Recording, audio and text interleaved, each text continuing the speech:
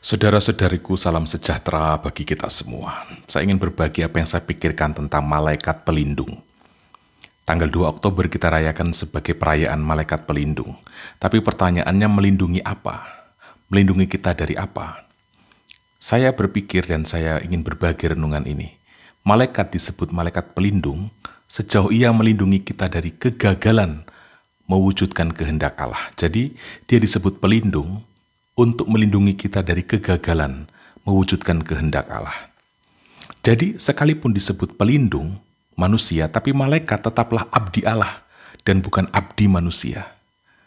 Dia akan menjaga kita, tapi demi terwujudnya kehendak Allah, dan bukan serta-merta untuk melindungi kita dalam mewujudkan keinginan atau angan-angan kita. Jadi jangan berpikir bahwa malaikat akan menatang telapak kaki kita supaya kita tidak terantuk pada batu, walaupun kita dengan sengaja terjun dari hubungan bait suci.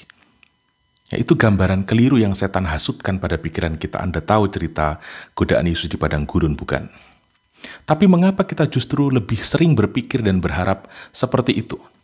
Katanya ada malaikat pelindung, katanya Allah menyertai, katanya ada penyelenggaraan ilahi. Tapi kenapa kok saya masih jatuh sakit? Bagi saya poinnya ada di sini. Cara pikir kita terhadap penyelenggaraan ilahi termasuk perlindungan malaikat sering salah kaprah. Yang kita pikir penyelenggaraan ilahi arahnya untuk kepentingan kita. Padahal yang dimaksud penyelenggaraan ilahi termasuk adanya malaikat pelindung itu adalah terarah untuk kepentingan Allah, harus terwujud kepentingan Allah. Dalam arti inilah saudaraku semua, gagal, jatuh, rugi, tersingkir, kesepian bisa disebut penyelenggaraan ilahi dalam mana itu mengarah pada terwujudnya kehendak Allah. Lihat dan renungkan perkataan Yesus, perkataan orang kusta saat bertemu dengan Yesus. Orang kusta itu bilang, "Jika engkau mau, engkau bisa mentahirkan aku." Ini pernyataan yang luar biasa untuk direnungkan.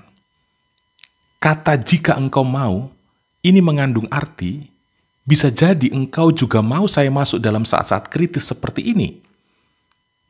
Lihat juga Yesus di Taman Getsemani. Saat ia bergulat dengan ancaman kematian, ia berujar apa? "Terjadilah padaku jika itu kehendakmu."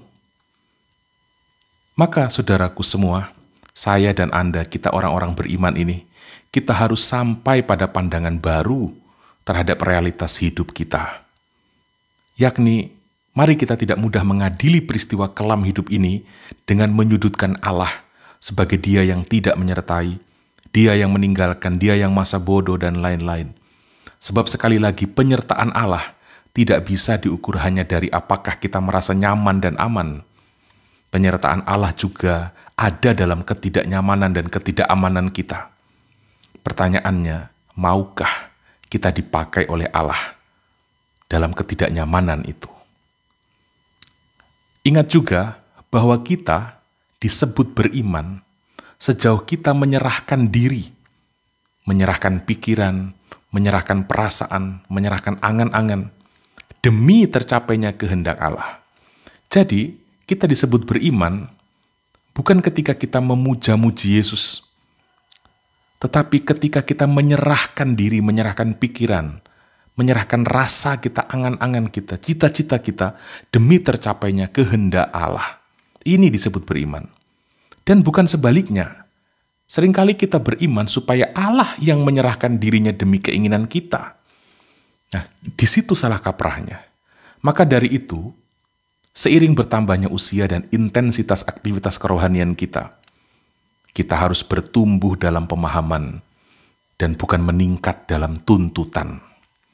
Kita perlu dan seharusnya memahami arah hidup kita dalam bingkai pertanyaan, apa kehendak Allah dari diriku di balik peristiwa hidupku kini? Sepedis apapun itu, perlu untuk ditanyakan. Dengan begitu, saudaraku semua, sakit atau sehat, gagal atau sukses, ramai atau sepi, populer atau tersingkir, kita tetap bisa menjadi tanda berkat dan bisa menjadi rekan sekerja Allah. Demi apa? Demi terwujudnya kehendak Allah. Itulah yang saya pikir makna di balik kita merayakan malaikat pelindung. Tuhan memberkati kita semua.